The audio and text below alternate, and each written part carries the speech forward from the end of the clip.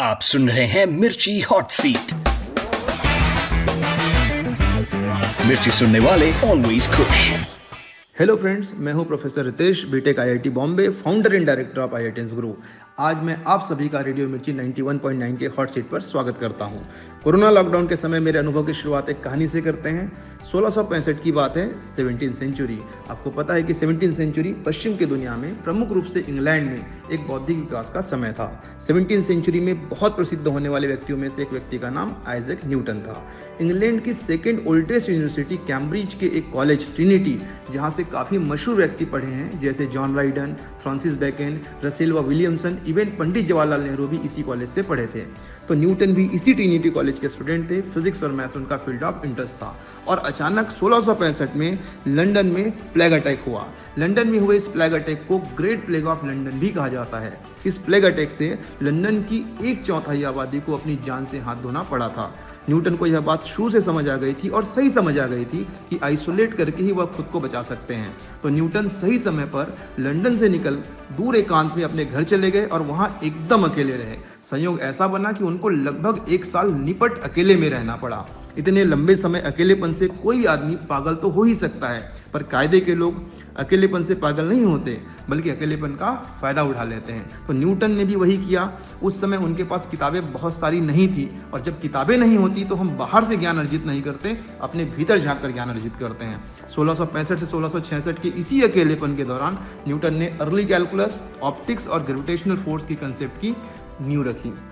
रोचक बात यह है कि वह सेब का पेड़ जिससे सेब को नीचे गिरता देख न्यूटन का दिमाग कौंधा कि यह नीचे क्यों गिरा, किस फोर्स ने इसे नीचे खींचा। वह पेड़ उनके घर के ठीक सामने ही था। सेब तो पहले भी गिरते थे जब न्यूटन लंदन में था, पर नजर नहीं जाती थी। हमारी नजर जब अकेले होते हैं तब उन चीजों पर जानी शुरू होती है जिन पर सामान्यतः नहीं जाती। दोस्तों, यह समय आपको अपने भीतर झांक कर समझने का मौका देता है।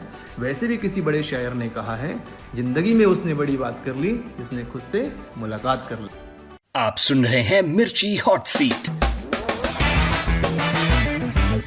मिर्ची सुनने वाले ऑलवेज खुश। मिर्ची सुनने वाले ऑलवेज खुश। हेलो फ्रेंड्स, मैं हूं professor Ritesh, B Tech IIT Bombay, founder and director of IITians गुरु।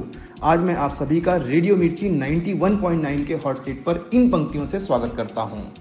राम लिखा, रहमान लिखा, ईसा रब सतनाम लिखा, होड़ लगी जब सारी दुनिया एक शब्द में लिखने की, सबने सब दुनिया लिख डाली, मैंने माँ का नाम लिखा। यह पंक्तियाँ उन सारी माँओं को समर्पित है जिनके त्याग, समर्पण एवं प्यार के आगे दुनिया का हर व्यक्ति नतमस्तक है। दोस्तों, माँ के प्यार में बात ही कुछ और है। हम जहाँ भी रहें, जहाँ भी जाएं, माँ के हाथ का बना खाना सबसे ज़्यादा मिस करते हैं।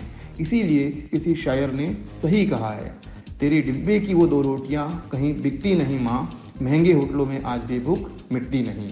दोस्तों, हम अपने रोजमर्रा के उधेड़ बुन में इतने बिजी हो जाते हैं कि हम अपने मम्मी पापा के प्यार व दुलार को समझ नहीं पाते।